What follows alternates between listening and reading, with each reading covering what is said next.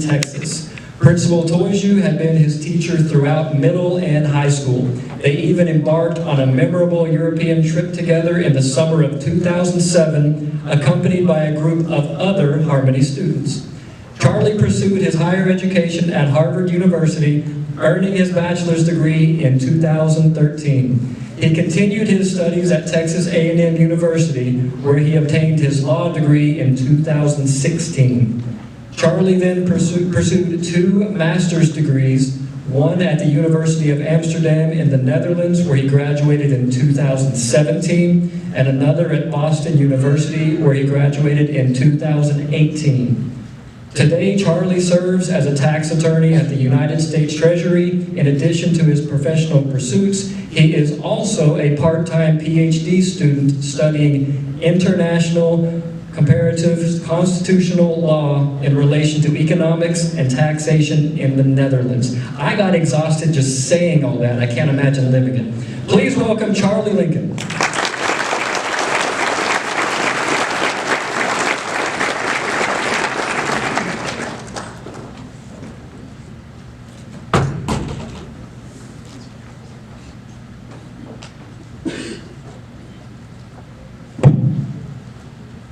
Principal Toiku, faculty and staff of Harmony School of Innovation Dallas, proud parents, and above all, graduates.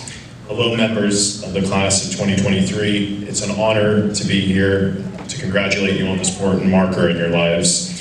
I'd sincerely like to thank the administration of the school and Mr. Toiku for inviting me to speak here today.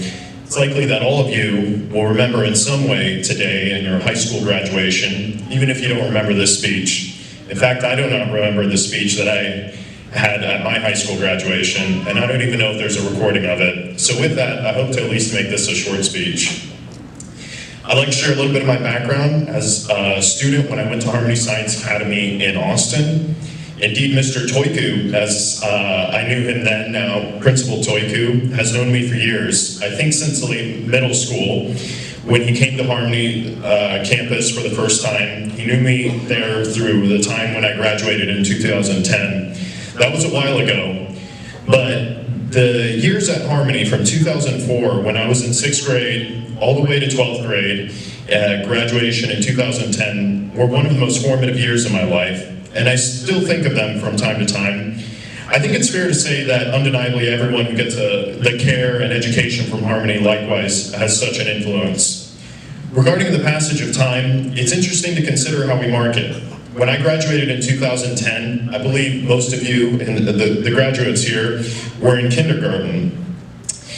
It's interesting to think about where those adults who were in 12th grade when I was in kindergarten, but consider that you too, at some point, will be at this point in time where you may be giving advice to folks who are now in kindergarten.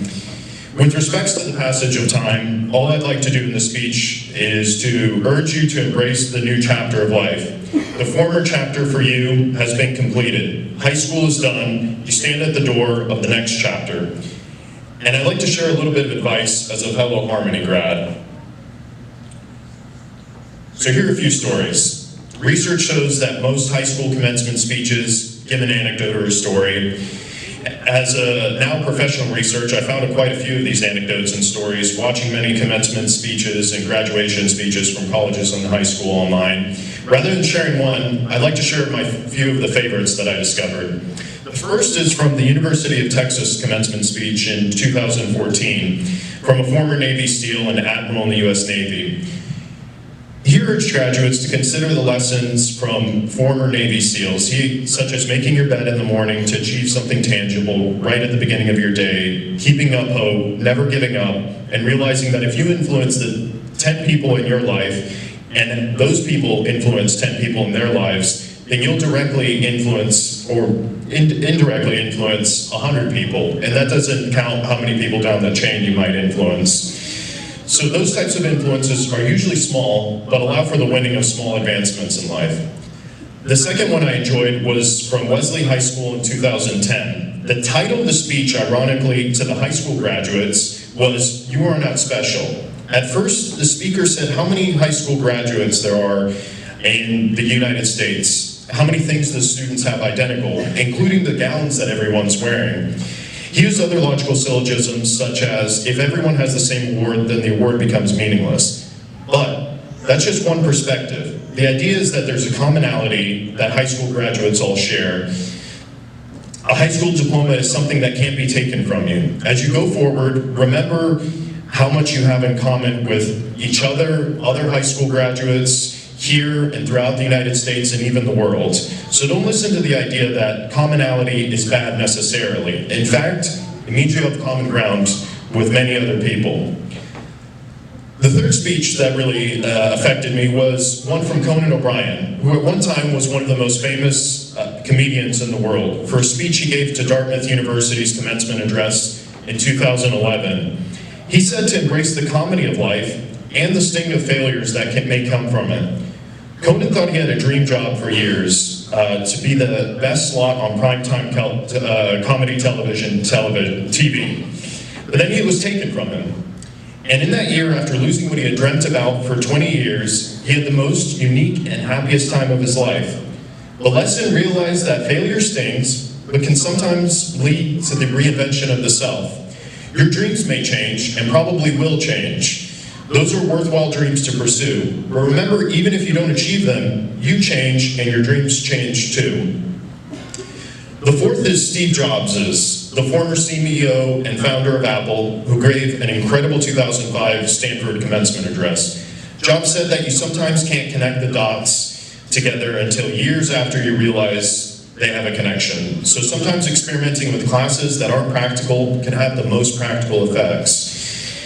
He said that he took a calligraphy class in college that many thought was impractical and urged him against taking. But later on, the lessons from that class ended up being the basis of the typography that all Apple computers use. Embracing failure and keeping on going, even when the curveballs come in life, is absolutely important.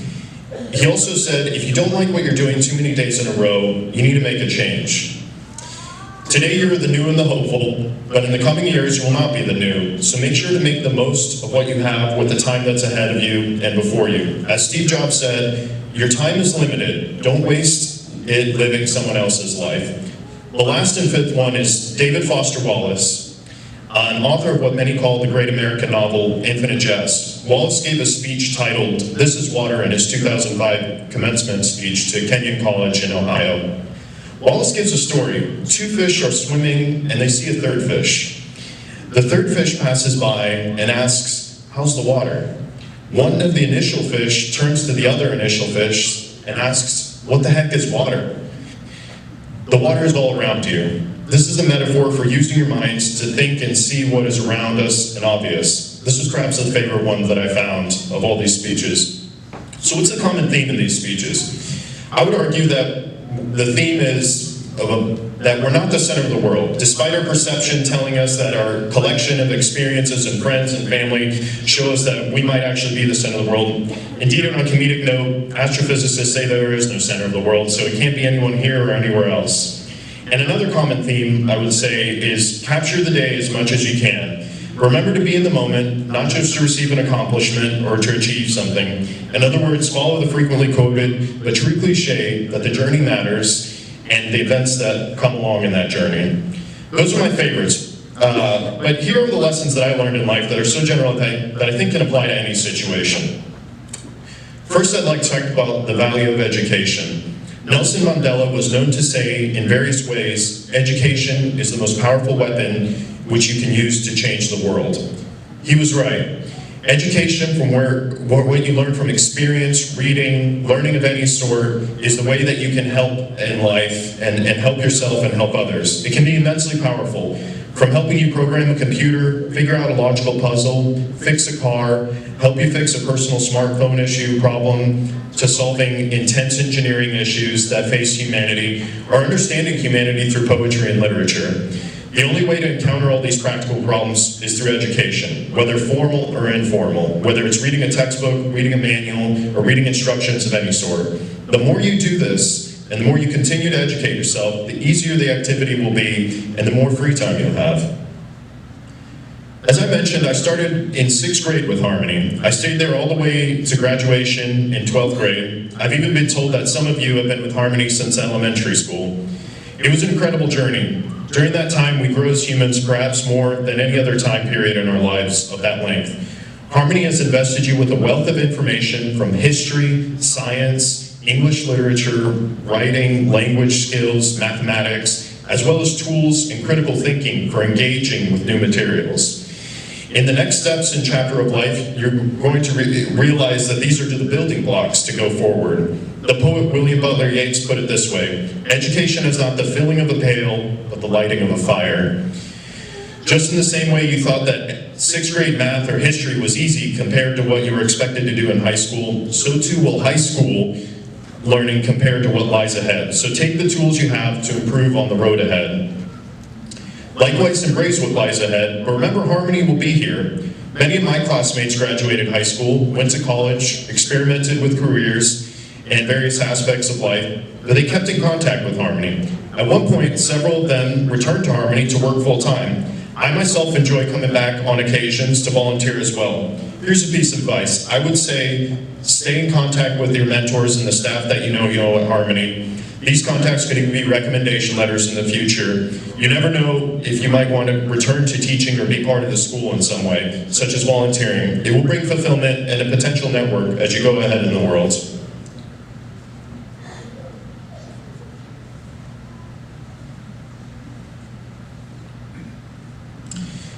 Likewise, when you enter this next stage, I encourage you to build healthy and positive relationships with the future teachers, classmates, and school staff that you will meet in this new chapter in life, as those relationships can have a significant impact on your academic and personal growth. For me, Harmony fostered character development and skills through various extracurricular activities, clubs, and volunteer opportunities. Whether you engaged in a lot of activities or stayed singular with academics, you and Harmony as a whole were able to grow and foster your character. David Foster Wallace, in his commencement speech that I mentioned, said that life on the other side isn't so different. In a work environment, you still have some semblance of a dress code. There will be places you need to be at certain times. There may even be monotony. It's a life, whether it's waiting in traffic or getting groceries. So take even those opportunities to grow as much as you can. In conclusion, I encourage you to do your best, embrace failure, and remember to be kind to everyone.